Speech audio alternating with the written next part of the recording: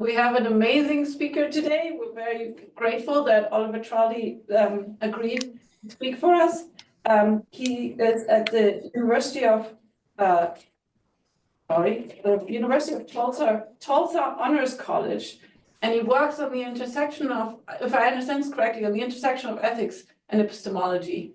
And today he's going to talk to us about the epistemology and politics of redefinition. Take it away, Oliver. Yeah, thanks so much. Can you see the slide? Is the screen sharing working? Okay, great. Thanks so much. I guess that means you can't see me anymore, which is an additional benefit. One thing I want to say about my job here at Tulsa, I'm teaching in a great books program. So I'm a philosopher by training, but like today I taught medieval literature, or I taught, in quotation marks, medieval literature. So I'm doing like great book seminars right now. So there's some aspects of the sort of analytic philosophy that is behind some of the debates that I'm talking about that I'm not necessarily so fresh on. So if somebody wants me to accuse me of like forgetting what semantic externalism is or something like that, you're probably right. So I'm just going to put that out there. So redefinition is a topic I've been interested in for a while. I think it's something that there were both sort of philosophical and political sort of trends about as I was starting grad school around 2017. And so the first presentation I ever gave was on the politics of redefinition. Everybody hated it.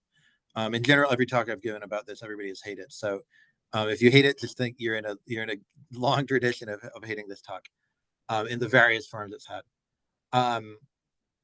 So my perspective, well, being in a great books program, I'm going to start with a Kierkegaard quote, which is, if you knew me a year ago, you would have thought of it as very uncharacteristic. But it's just a fun quote from Kierkegaard. He says, "What philosophers say about actuality is often just as disappointing as it is when one reads on a sign in a secondhand shop, 'Pressing done here.' If a person were to bring his clothes to be pressed, he would be duped, for the sign is merely for sale." So the idea is, the sign isn't telling you what's going on in the shop. The sign is just part of the shop, right? You just buy the sign, right? And I think this is sort of my perspective in a lot of ways on redefinition, that it's really just about who can buy the sign. It's not about saying, here's what's really going on. The redefinition isn't giving us any more information about the world. And so this leads into my perspective, but it's also just a funny quote. So I sort of separate this talk into, I make two separations, sort of philosophical arguments and political arguments. And the other separation has to do with an objection to redefinition called changing the subject, which I'll try to explain. Hopefully I'll remember what the objection is. And so I have worries that are political and philosophical, and then I have worries that are about whether redefinition, so to speak, changes the subject of what we're talking about and whether it doesn't. So that's sort of the organization of the talk, 4 categories, if that makes sense. Hopefully it does. So redefinition in politics, we're probably kind of familiar with. There are these things that happen where words sort of gain new meanings, maybe retain their old connotations, maybe don't. That's something that we'll get into later. A few examples of redefinition in politics. One is expansion of sort of accusations you make about people. So a term like racism or fascism or terrorism or communism might come to land more people under its ambit, right? So the term has sort of been redefined to include more people and to sort of castigate more behavior. So if it turns out that all of a sudden voting for a Democrat is communist, and we hate communism, then maybe it means we should hate everybody who votes for a Democrat, right? That's a very brute force example, but it's sort of in miniature the sort of thing that I think happens sometimes in politics. So this is political redefinition. Another kind of thing, it's sort of in the same category, but I separated it here, is expansion of harm terms.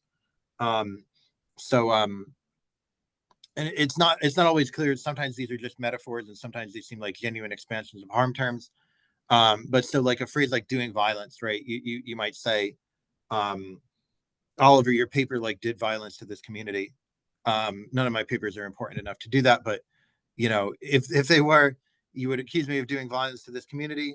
I wouldn't be doing, you know, physical violence, but you might say XYZ should happen because this is violence. It falls under the category of violence. These are the sorts of actions we should take to combat violence and so forth, right? So this is sort of the way I think about redefinition in politics. Redefinition in philosophy works a little bit differently. And philosophers almost never use the term redefinition. I use redefinition to cover a variety of sins. Let's say philosophers have two technical terms to talk about redefinition. One technical term is conceptual engineering. Another is ameliorative analysis. Not really clear how these two terms come apart, whether they're the same or different. I'm seeing some nods. People agree with me. That's good. It's the first in me giving this talk. But they sort of, the vibe of the terms gives you a sense of the different focus that the people who use them have. So conceptual engineers are people who are sort of tinkering with our concepts to be able to do things better. So maybe better philosophy, maybe better science, right? Ameliorative analysts are sort of thinking about how to use our analyses to ameliorate something, often like some social condition, right? So in a way, even though it's basically the same thing, conceptual engineering is a little bit more inward looking. We're trying to better the terms. Ameliorative analysis is a little more outward looking. We're trying to use our betterment of the terms to better something else. So that's sort of one way to characterize the difference. Not really a very principled way, probably doesn't cover all the differences between the two uses of the terms. So how do philosophers employ redefinition under either of these banners? So Herman Capellan has a book on this called Fixing Language. Very, very interesting title. And he thinks redefinition is basically fixing language, right? The process of assessing and improving our representational devices. So we have a word, we figured out some way that it's lacking, right? It's sort of, it doesn't, we'll talk about the ways that it can be lacking later. But we sort of fix the word, now it has a new definition, and now it'll serve its purposes better, right? Or it'll serve us better. Sally Haslanger, the sort of forerunner of ameliorative analysis, I think named it in a 2000 paper called something like what do our terms mean and what should they mean, something like that. Or what are race and gender, what should they be? So Haslanger asks, are these representational devices, our concepts, our terms, whatever you want to call them, are they effective tools to accomplish our purposes? If not, what concepts would serve our purposes better, right? So Haslanger starts with this outside idea of what our purpose is, and she says, well, whatever the purpose, this term has a purpose, and it also has a definition. And if this definition is not helping it serve this purpose sort of optimally, we can put a new definition in there, right? So that's just like the broadest possible way of thinking about what Haslanger is up to. And then we have Joram and my friend Adam Gibbons. They're saying more general things that sort of apply to both, right? We revise meanings, we replace concepts, we repair concepts. Maybe we even abandon concepts, right? We just decide, you know, there are these paradoxes about truth, so I'm just never going to talk about truth again, right? Or there are these paradoxes about free will, so we're just going to stop talking about free will. So some examples of the sorts of deficiencies that might lead us to want to redefine a term, right? Rudolf Carnap was really worried about problems of inexactness. W.V.O. Quine was really worried about problems of imprecision, or of unclarity in our terms, right? So it's not exactly clear what these terms mean. There might be some cases where we don't know whether the term applies or not, and there's sort of not enough information for us to know. Carnap and Quine, I think to different degrees or maybe in different ways, both thought these would be problems for our terms, that our terms should have, in principle, clear extensions, at least to be amenable to use in science. At least that's what Carnap thought. I don't actually remember well what Quine thought, which people can accuse me of whatever later. Another problem is that these terms might not be joint carving. So when philosophers say joint carving, it's sort of a technical term. Sort of means when we do science, this is really gonna get at something deep, some deep phenomenon. So Andy Clark and David Chalmers, for example, thought that when we talked about belief for a long time, we were really talking about human beliefs. but there are other types of agents that could have beliefs, maybe artificial agents, right? For example. And so we should really have a notion of belief that covers all possible cases, not just human beliefs, if that makes sense. So it's insufficiently general. That brings in a sort of thing that is sometimes called a theoretical virtue. So the term should be amenable to sort of unifying a lot of different phenomena. Unification is a theoretical virtue. Another deficiency is the term might be incoherent. So Peter von Inwagen felt this way about free will. Von Inwagen thought that if determinism is true, there's no free will, and if indeterminism is true, there's no free will. So von Inwagen thought we should just mean something else by free will, maybe. One thing we could do is mean something else by free will, and then we would be at least talking sense when we talk about free will rather than talking nonsense, right? Kevin Sharp thought the term truth needs to be re-engineered because it's susceptible to too many paradoxes, like the liar paradox, right? So there are these cases where we can't figure out what to do with truth, so we better abandon it. And then there's this other way at the end, and this is sort of my focus. So I'm narrowing down my focus to this thing a lot more like at the end. There might be something undesirable about the term. It might not, like Kasslinger says, not serve our purposes. She says our, that's an interesting political term, our legitimate purposes. So like the good purposes, right? So the term might be somehow bad or non-optimal morally, politically, right? And I think I'll have a good, so yeah, so here are two examples of that, two political examples. And this is, part of this is from a chapter in my book, Political Beliefs, about verbal disputes, when verbal disputes matter and when they don't. So Greg Restall has this interesting, I think it's a blog post about the term marriage, about redefining words. So he's thinking about the idea that we could just say, okay, there's one marriage, we call it marriage A. And that's just, you know, this is before gay marriage was legalized, I think, in the United States. That's just, you know, what gay marriage used to be. And we have another term, gay marriage B, and that includes both straight and gay couples, right? So you know, a philosophical response might be, why not just separate out these two meanings and have two terms? And what Restall says is, well, that's not going to make anybody happy, right? Because what everybody wants is precisely to only have one term and for it to be what they want it to be, right? People think there is this thing called marriage, which has something to do with, as Restall says, our law, our habits, our conventions, our history, right? It's a social phenomenon. Because marriage is a social phenomenon, it's going to be contested in this way, where separating out the two meanings is not sufficient.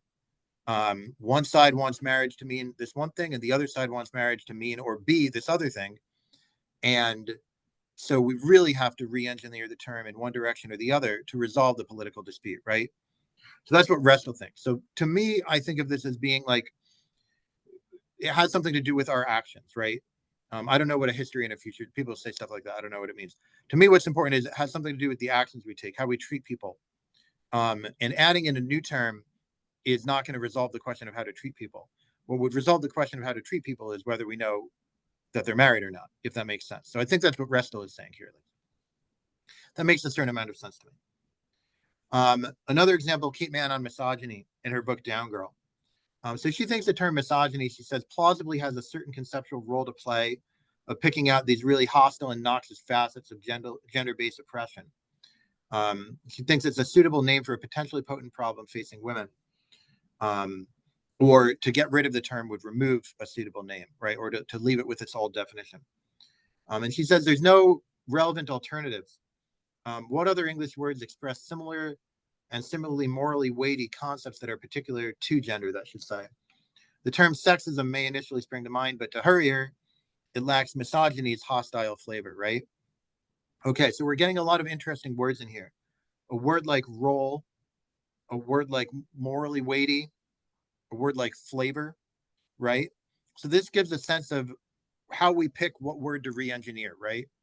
This word is going to have some effect based on what me not knowing much about the philosophy of language and certainly not remembering it now that I'm teaching, you know, Tristan and Isolde instead of analytic philosophy. To me, I think of as the connotation of the term, right? Sort of the vibe of the term, right?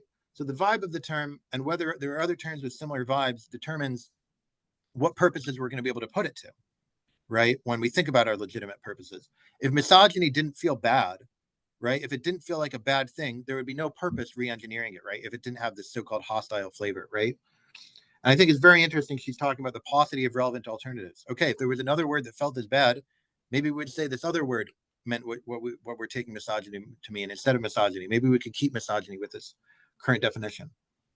Man on misogyny, again, I'm not remembering the details, but her general vibe is that she thinks it should mean something more structural, less psychological, right? So it's sort of a systematizing, non-psychologizing move about the nature of misogyny. So those are two political examples, and I'll run with the misogyny example at times. So here are the worries. I'm going to start with the worries and a couple of responses. Actually, then I'm just going to stick with the worries. I just have a lot of worries about doing this. When philosophers say worry, we mean objection. We don't mean that it, although sometimes that too.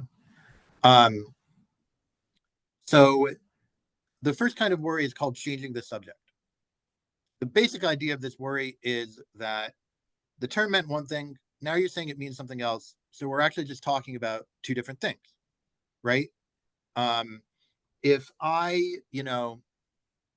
somehow change the word meat to include what's the right soy-based, vegetarian options, right?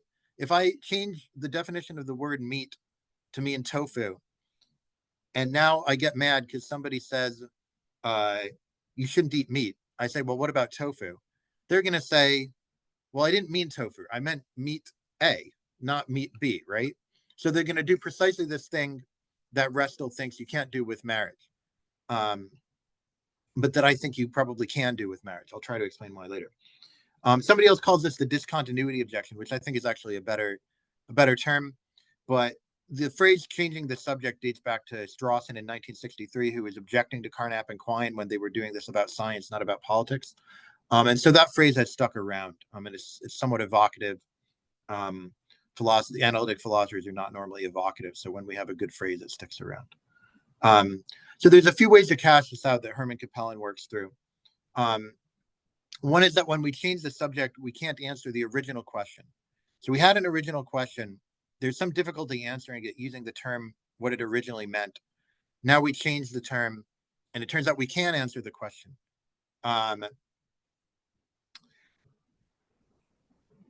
But Capellan says the worry is we haven't answered the original question. We've answered a new question with the new meaning, right? So if you think of this on the personal level, you might say, if you're a vegetarian, you've never eaten meat, somebody asks you, is meat tasty? You say, okay, here's one way to answer that question. I could change the meaning of meat so that it includes tofu, and then I can answer you and say meat is tasty because I like tofu. That's not going to answer their question. They're asking about beef, lamb, whatever, pork, right? I'm forgetting all the meats, right? But all the meats that are not tofu, right? Similar worry. I have slides on all these actually. Can't settle these substantive disputes, right? It can only settle verbal disputes, right? So you redefine a word. The idea is you can only ever settle a dispute about what the word means using this redefinition. The substantive dispute is going to be about some question that could be further specified, right? So if the question is about whether beef is tasty, including tofu under it under the term meat can never answer anything, right? So basically similar worry. A worry along these lines about verbal disputes, disputes about what words mean, is that it can generate new verbal disputes. I'm going to call this a political worry because it's basically the worry about people are going to fight more, they're going to waste more time arguing and stuff like that. And then there's this thing called a same problem. I might not go into that because I'm taking longer than I expected, but it's a similar sort of thing where, I change the definition of meat, and then I say, this philosopher said you should never eat meat because it's unethical. That's crazy because this is ethically sourced tofu. And you say, okay, they don't mean the same.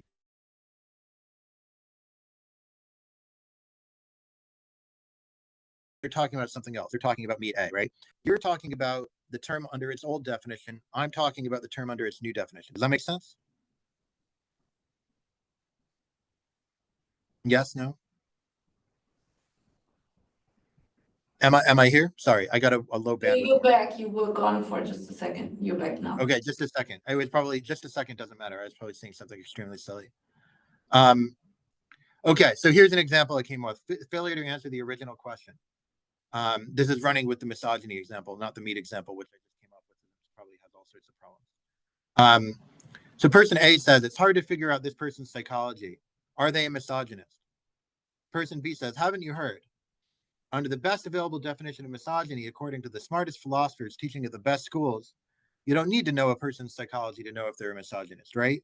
They're saying, I read this book that gave me this definition of misogyny that says psychology, not always relevant. We can figure that out without figuring out the psychology, right? And A says, good for the smartest philosophers, but that's not what I was asking, right? I want to know if the person is a misogynist in the other sense, in the old sense, in the sense that I was using the word my whole life, right? I want to know if they're a psychological misogynist, right? I don't know if I care that they're a misogynist in the new smarty pants way, right? My actions depend on the old definition. It doesn't depend on the term, right? The term is just a sign to this person in Kierkegaard's store, right? I'm not going to make a fetish of the term. What I care about is what the term meant, or what I thought the term meant, right? So the upshot is it's not clear what the redefinition gets us.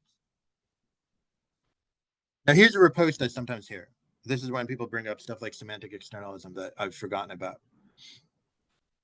It answers the real question. The real question is about what is misogyny really, right? What is the real essence of misogyny? So conceptual engineering gets us the real definitions. So this response goes, right? It doesn't give us new smarty pants definitions. The smarty pants are figuring out what misogyny really, really is at a deep level, right? Well, this is plausible in some cases, but not necessarily given the highly contingent elements of the accounts of ameliorative analysis given above, right? Where ameliorative analysis had to do with what is the flavor of this word at this point in time? What purposes do we want to put this word to at this point in time?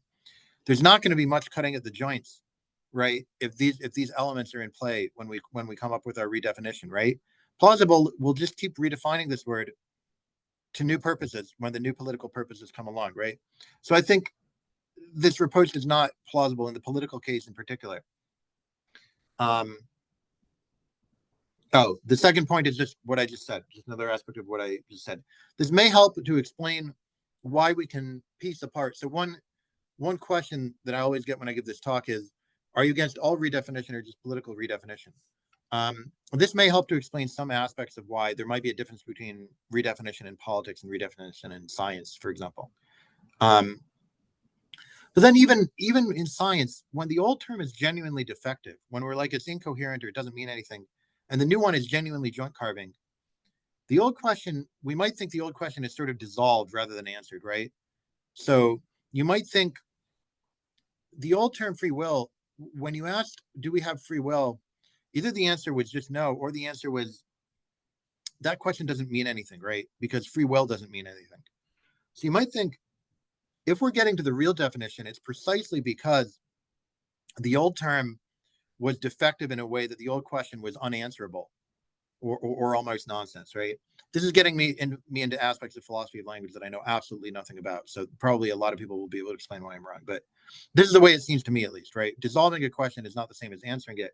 So if what I want is an answer to an old question, I'm still going to be unsatisfied, right? If that makes sense. Okay, can't settle substantive disputes, basically the same worry, right? You have the same debate, except they disagree about whether the person is a misogynist. B says, well, I have this definition, and A says, well, that's not what I'm trying to figure out. I'm not trying to figure out whether they're a misogynist under your definition. We disagree, right? Our disagreement is about whether they're a misogynist under my definition, at least as far as I'm concerned, right? So you can think of the failure to answer the original question is about a disagreement across time or a different usage across time, and the substantive dispute question is across space, if that makes sense.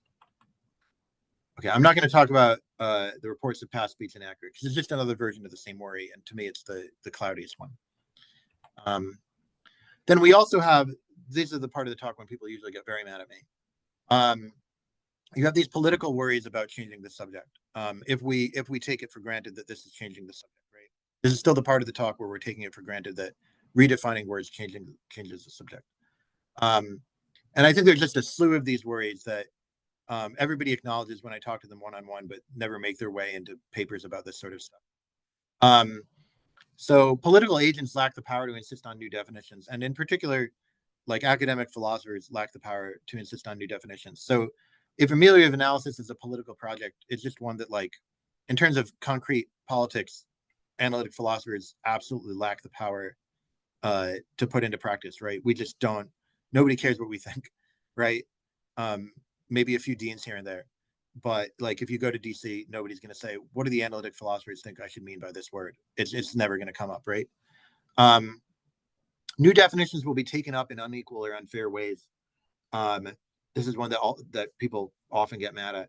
So the people who are able to get a lot of linguistic innovations and adapt to them quickly are usually people who have a lot of spare time to read, or are in jobs where they're reading a lot, in sort of idea creation jobs. What Musa El-Garbi calls symbolic capitalists, people who are working with symbols and sort of care about their status within the symbol creating world. People who are like doing like backbreaking physical labor all day are not going to be able to read a journal with a name like Nous or Ergo and think like, well, what should we mean by gender today? It's just not going to, it's not going to be something that's on their radar, not going to be something they process. You might think the elderly would have trouble. They've been using a word the whole certain way their whole life. Now there's a linguistic innovation and everybody's saying you're a horrible person for not using the word this way. Another political problem is a novel confusion and conflict, right? Based on different usages. So a lot of political theory is about how do we avoid, like, how do we not have war, right? So how do we not have civil war? This is like Hobbes's question, right? Well, one way to not have civil war is to have different people using words in different ways. And this is something Hobbes said explicitly, right? So if we explicitly say, you know, in the US, you know, we have two groups of people, one of whom uses very politically salient words in one way, and another of whom uses those exact same politically salient words in a completely different way, it's going to be very difficult for them to understand each other. And that means it's going to be very difficult for them to make peace. That means you may end up with war very quickly, right? So basically, there's a political worry that this redefinition goes against everything that political theory tells us is desirable. So that would be a negative if I'm right.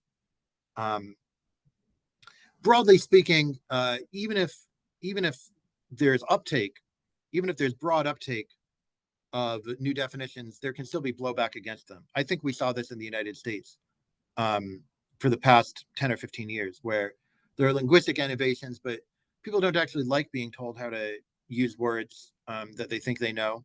People think of themselves as competent users of language. And linguistic innovations are often not taken kindly to. So you may have pushback, blowback, backlash, pushback. I don't know which one is which, but they all mean kind of the same thing. So hopefully that objection is clear. Another political objection is about disentanglement. Maybe this should have been a philosophical objection, actually. So we talked before about the connotation, right? The hostile flavor. There's basically the people can accept or reject the definition or the connotation, right? So you could have somebody saying, you can have somebody on your side, you know, I think this policy is fascist. You know, one thing I mean by that is that the policy is bad. I have somebody on my side who says, I agree that it's bad, but I don't agree that it's fascist. So there's a question of, does it really matter whether or not we call it fascist when we're thinking about political organizing, right? Or something like that. Maybe we should just try to make sure that it doesn't happen. And the terminology might actually be a secondary concern. Then on the other side, we have the completely different concern where somebody might say, okay, you convinced me, I'm a fascist, but I still think I'm right. So maybe fascism is good, right? We're going to talk about this a bit more when we talk about a worry that I call the dilution concern. A lot of ameliorative analysts seem to assume that this can't be done, right? So I'm not sure that Mann takes seriously the notion that somebody could just say, okay, if that's what misogyny means, then chalk me up. I'm a misogynist. Go for it, right? I guess misogyny is not that bad, right? But if you think about the tofu example, somebody could say, I guess eating meat isn't that bad because I've been eating this tofu my whole life, right? Then there's a danger of, well, we'll talk about it more when we talk about dilution. Sorry. So the lesson is there's no rule that says things like roles and flavors stay the same while we tinker around with definitions. I don't know what I meant by the last part of that, but there's no rule that says that the roles into the flavors are stable while the definitions change. You might actually think it would be the opposite, that you can keep the word meaning the same thing and people will just feel differently about it over time. And then the last one, this is a little snarky of me, but if you talk to people who work in politics, there's no think tanks about redefining words, right? There's no let's decide what words are going to mean. There's no billion-dollar grants about it, right? So it doesn't seem like really a political priority to people who work in politics. You might think of them as the experts, probably shouldn't actually, but anyway, point being, this is absent from politics, right? And this is especially the case when it comes to philosophical terms. So, for example, Andre Begbie has a paper where he says if we change the norms of assertion so that I forget the details, but I think it's so that justified belief or maybe mere belief or reasonable belief is it now is sufficient to meet the norm of assertion rather than knowledge, the way Timothy Williamson said. If you somehow tinker society-wide with what we take the social norms of assertion to be, then you might have these slight differences in how accusations of sexual assault are received. But actually, like tinkering society-wide with norms of assertion seems like a really enormous project that I don't even know how we would go about accomplishing. So it really makes sense that nobody who works on issues of reducing sexual assault is working specifically on like the norms of assertion area, at least to my mind. There's something similar. Amiya Srinivasan has a paper called Radical Externalism, where she talks a little bit about ameliorating the term justification, where she says if we change the term justification, we can have these political ends.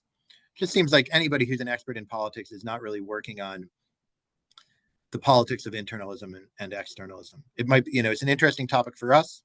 We're here on these Zooms, but people in DC who are trying to get their party elected to Congress or whatever, ameliorating internalism and externalism is not what comes to mind for them as a good political project. So those are my political subject changing words. Okay, we've hit peak making people angry.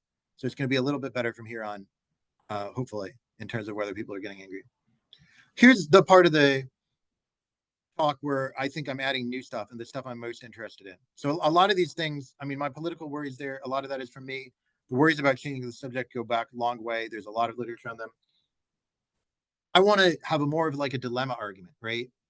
So redefinition is a problem, whether we accept that it changes the subject or not, right? I sort of think it does, but then there are similar worries, I think, if it doesn't change the subject. If we think that we can have these substantive disputes, or if we think that we can answer old questions after redefining a term, right? So I think there's at least one really important philosophical worry that I have a paper about that will probably never be published. And there's at least one political worry about this that I have a paper about that will definitely never be published. And so I basically think either way, whether we're changing the subject or not, there's great philosophical and political reasons not to be thinking hard about redefining words. So the philosophical non-subject changing worry has to do with something I actually know about called epistemology. So in epistemology, we worry about which beliefs are rational and which changes in beliefs are rational, right? So most characteristically, we think about I have a set of beliefs at one time, I get some new evidence, and then epistemology tells us what should my new set of beliefs be in the next moment, right? That's at least the way some people think about epistemology. There's a lot of debate about what we're even doing when we do epistemology, but let's just forget about that debate. It's way too much. So my worry is that if all that happens between say I do answer a question, I get this term misogyny redefined. Now I think, okay, I wasn't sure whether this person was a misogynist or not, and now I have this new definition, and now I know that they are, right? My worry is that by what I know about epistemology, this change in belief is very likely irrational. So it's not reasonable to change your belief based on a redefinition. It's not reasonable to go from believing that this person wasn't a misogynist, to believing that they are. So I argue for this using a concept of reasons that is very active in philosophy right now, or at least was a few years ago. Reasons can be of the right or the wrong kind. So there's a lot of debate about which reasons are of the right and the wrong kind. but there's a few things in epistemology, at least when it comes to our beliefs, that there's some consensus about. So there's consensus about evidence, right? It's actually very hard to characterize what evidence is or how we base beliefs on evidence, but we all, maybe we know it when we see it. If I'm wondering whether it's raining, I look outside for my evidence about whether it's raining, right? Sky is blue, can't see a cloud. I know it's not raining. I've got my evidence, right? That's first order evidence. Second order evidence. I ask my colleague, I say, my window, I don't want to open my window because I'm a vampire. I don't know. I ask my colleague, they say it's not raining outside. Second order evidence from another person, but it's plenty good, right? I could have evidence like, looking at the weather or just thinking about the way early March tends to work in Tulsa. I don't know. Maybe it rains a lot. Maybe it doesn't rain a lot. I have no idea. I just moved here 6 months ago. Or I could deliberate, right? So deliberation is another way of improving my beliefs where I think about, I don't initially do everything logical immediately, but I can think about, okay, how does my evidence fit with my beliefs? What should the answer to this question be, right? Like trying to prove a theorem in math or something. It can take a while, but I deliberate about it. I think over it. That seems like it provides me some reasons, right? Then there are these things that most people agree are the wrong kinds of reasons for belief shifts. So a bribe, for instance, right? If somebody says, Oliver, I'm going to give you $100 to believe that it's raining outside. Now, it could be rational, all things considered, for me to take the $100 because I could buy a lot of sushi or whatever with it, right? Whatever I want, really. That's the point of money. But it wouldn't be what we call epistemically or intellectually rational, right? Because I would be making my beliefs worse for a reason that doesn't seem to have anything to do with the truth of them. There's a lot of ways of characterizing what exactly goes wrong in a bribe case. But it has something to do with not going towards the purpose of having the belief in the first place, which is, I don't know, to represent the world accurately. That's one theory of why we have beliefs, right? Similar thing, it would make me feel good or bad to believe this. Again, there's a sense in which that can be a good reason to make yourself believe something, right? If it would make me feel bad to believe that this talk is going horribly. It would make me feel good to believe that it's going well, right? There's a sense in which that's a good reason to make myself believe something, but it's not a rational reason, right? It's not a reason that helps me represent the world more correctly because it has nothing to do with the truth of how the talk is going, right? Similarly, I'm tired of thinking about this and want to go to bed. I just cognitively make a decision. I'm just going to believe X. Not clear whether we actually can do this, but say that I can. Not a good reason to change my belief, right? Not in this epistemic sense, not in this truth conducive sense. So then I say, next part of my argument, reasons for redefinition aren't the right kinds of reasons, right? They're the wrong kinds of reasons. They don't match up in the right way with the goal of belief to represent the world correctly. So political reasons for redefinition, they don't provide new evidence. They don't generally make mention of anything epistemic, right? So you think of man's description, right? It's not clear how something like the term misogyny has a hostile flavor that can be put to this sort of use. If I'm trying to decide whether this specific person is a misogynist, that doesn't give me any more information about this person that would help me to decide whether or not they're a misogynist, right? It doesn't give me the right sort of reasons that would help me make that determination. So on the assumption that I'm still talking about the same thing, I haven't gotten the new evidence or new reasons of the sort that would be relevant to actually making this determination, right? I've gotten these reasons that are about something else completely. They're about politics and flavors and redefinition and stuff like that. On at least some ways of thinking about them, the political cases are analogous to standard wrong kinds of reasons cases, right? So things will go well financially if I believe what I'm being bribed to believe, right? If I believe what the bribe indicates. And things will go well politically if I believe what the redefinition indicates, right? Or if we all believe what the redefinition indicates.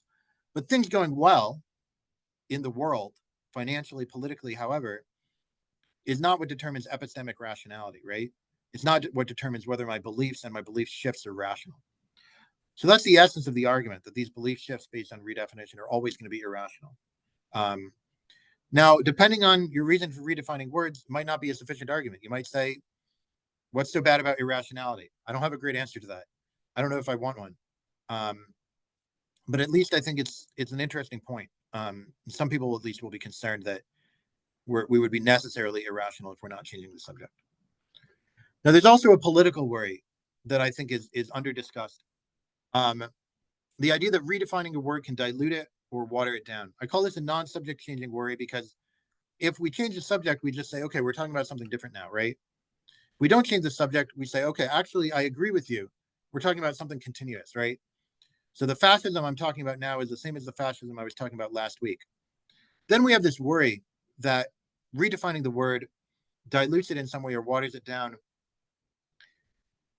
This is what I said before. We can't act as though the hostile flavor of misogyny is somehow more stable than its definition, or fascism, terrorism, communism, whatever. Maybe we should expect it to be the other way around. So just in application, right? The idea is,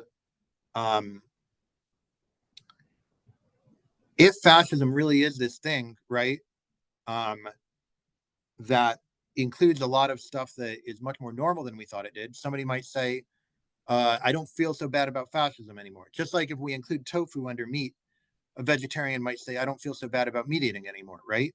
Some meat eating is good, some meat eating is bad, and it no longer has the connotation that it did before, if that makes sense. So there's a response to this. I forgot who this article was. Somebody who argued with me about it and then was very nice to me in person. People can recognize that these words are being used in different contexts, and we can see that they did some corpus linguistics. So we can see that people are able to make these judgments, that the words are polysemic or contextual or something like that. So there's no reason to think that the new usage will water down the first. But the response to this response is that this undercuts the whole motivation of redefinition to begin with, right? If the hostile flavor or role or vibe of the word is not carried over to the new usage, then the new usage cannot be put to the purpose that it was being put to begin with, right? The whole point was we're putting the flavor of the word to a new purpose. And so if the flavor doesn't carry over, the redefinition just doesn't accomplish anything to begin with, right? So either it's a bad effect or it's no effect based on this worry, what I call the dilution worry. And the unity of the target concept is not maintained. So there's no question about, oh, we found this new great joint carving concept. Again, it's exactly the opposite, right? We're saying we found something polysemic and contextual, which actually means a bunch of different things and is said in a bunch of different ways. So there would be no question of actually we're getting the true nature of misogyny, because we would be saying actually we're cutting it up into these different parts. So that's the political non-subject changing worry. Okay, I'm ending unceremoniously. I have these talks that just end out of nowhere, so I apologize for that. Just sort of say, here are all the thoughts I've had about this topic, and then I just but the upshot to me is that redefining words is generally bad behavior when it comes to the ethics of argumentation. So I gave this talk because I thought it was the only talk I could give that's actually relevant to the ethics of argumentation. But the upshot for me is it's bad behavior. Your argumentation should not work through redefining words. It's philosophically questionable. It's politically short-sighted when not inert. And these are both true regardless of this classic subject changing worry, right? I think resolving the question about changing the subject does not remove the worries we have about redefinition. These worries just crop up in a slightly different form using language about dilution and about right reasons. So that's my conclusion. Redefining words, bad behavior. There may be good reasons to do it, but the ameliorative reasons are not good reasons to do it. It leads to bad behavior in conversation. So thank you all for listening. Went a little longer than I expected, but thank you for sticking around.